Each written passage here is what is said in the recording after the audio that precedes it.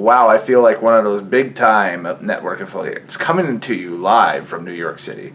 It is Kellen Nitro from Nitromaniac TV's wrestling channel, and this is my take of NXT TakeOver New York, which took place earlier tonight, April 5th, 2019. And it was such an amazing card. It happened at the Barclays Center. My first time in the Barclays Center in Brooklyn, which is just down the subway here a little bit. Behind me, you see the lights flashing in the background. That is Times Square. And I am broadcasting to you live from the cozy confines of the Crown Plaza, which is the official travel hotel for this WrestleMania trip. Well, one of many travel hotels here. It's been a really fun trip so far. I don't think we've all grasped exactly how expensive New York is. You can prepare a million times for it, but you're still going to be kind of calling on a short end of the stick at times and that stuff. So, some rebudgeting and rejigging is in order. But I did some paperwork, and I'm still in fairly decent, okay shape at this point.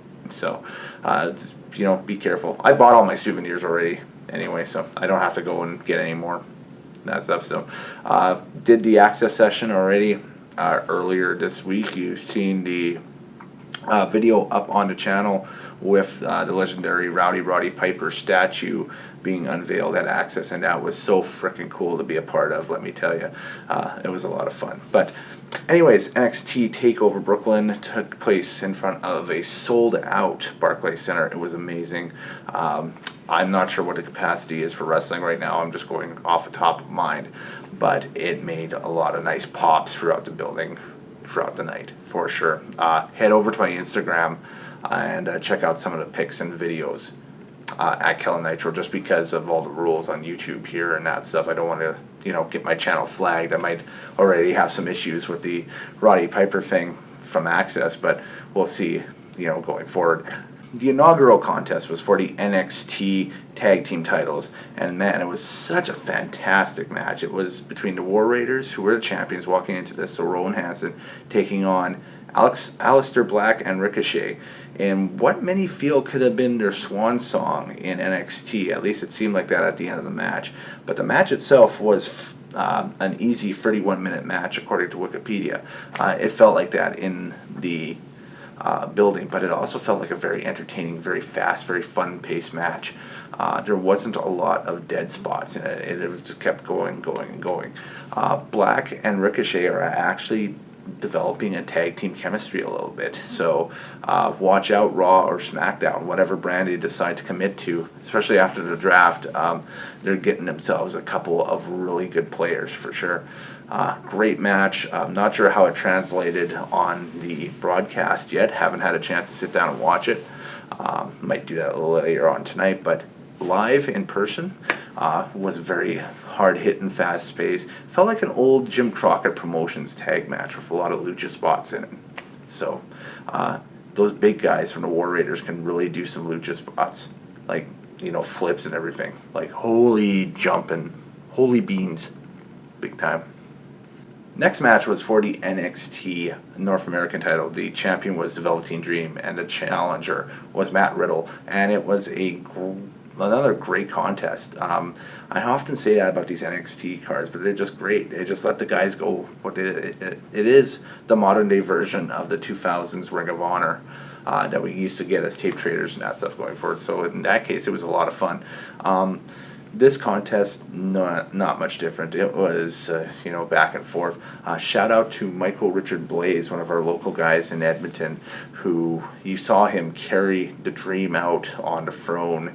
Another great exposure for the kid. He's in town here working Joey Janela's spring break shows because he was booked.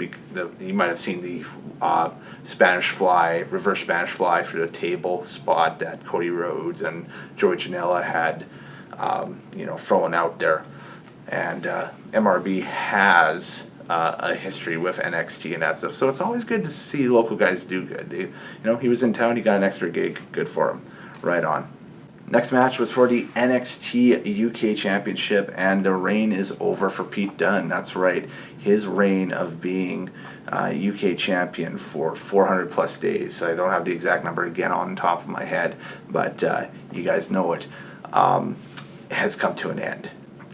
And the reign of Walter as the new UK champion for NXT and the UK brand begins.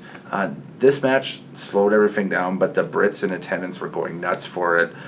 It was their style. It was British strong style. It's a style that's fast and gotten very popular over the last few years. The Brits love it. Fans across the board love it. I love it. So it's also fun to watch. This was an amazing, just absolutely amazing match. This was like watching Flair and Steamboat back in the day, or something along those lines. Again, there's a lot of matches on this card that made me feel I was watching late '80s NWA wrestling. Just how it was. The women's four-way for the NXT Women's Championship, Shayna Baszler retained over Io Shirai, Kairi Sane, and Bianca Belair. And this was a kind of an interesting match because I almost expected maybe a bit of a lighter comedy match after such a heavy contest that Walter and Pete Dunne had. When I saw that the ladies were coming up, I was like, man, how do you top that? I don't want to say that they did, because the main event was just phenomenal, especially the end of it. And we'll talk about that here in a few minutes, but the flow of this thing was very quick, very fast, very whimsical almost.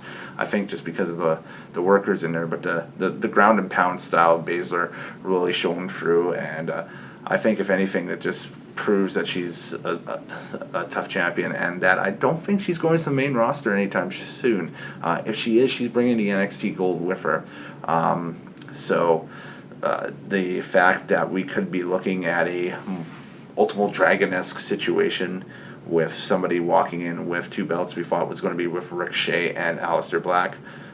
May I propose, if they hold on to the SmackDown belt as its own title and don't unify it with the Raw title, that Shayna Baszler could be somebody who walks in and upsets, say, a Becky Lynch the first Monday night on Raw. Just putting it out there.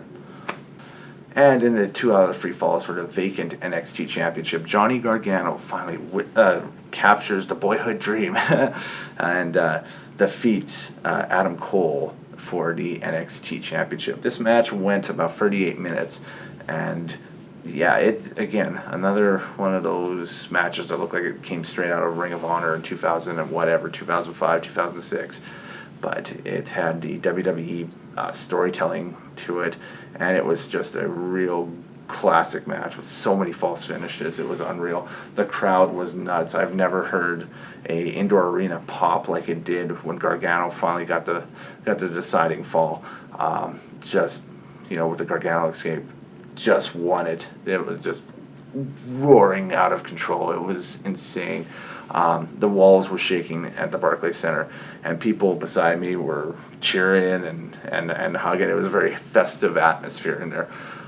What you may have seen, what you may have not seen when the cameras went off and that stuff is that Tommaso Ciampa did walk out with when Candice and Johnny were celebrating at the top of the ramp, and came out and he put his arms around both of them.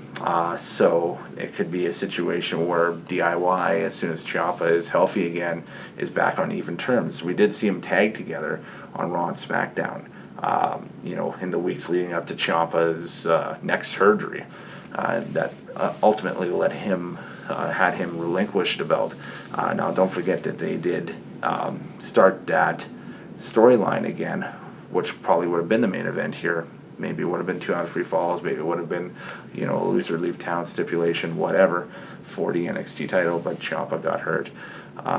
There were some great gag moments as well. Head over to my Instagram and see after there and that stuff, where I think my favorite was both Tommaso and Johnny fainted that they were going to throw each other into the Titantron again, and then they both looked at Candice and both motioned that they were going to toss her into the Titantron, and they're like, no, that's all right, that's sexist, let's not do that. So it was really funny, really good. Solid 8.5 out of 10. Goodbye, a good night. I go sleep now. later days, happy wrestling watching. I'm Kellen Nitro. Lots of stuff to cover from here in NYC at Nitromaniac TV HQ, the Mighty Room at the Mighty Crown Plaza with Times Square in the background. That's pretty cool. I feel like Oberman a little bit. Yeah, Keith Oberman.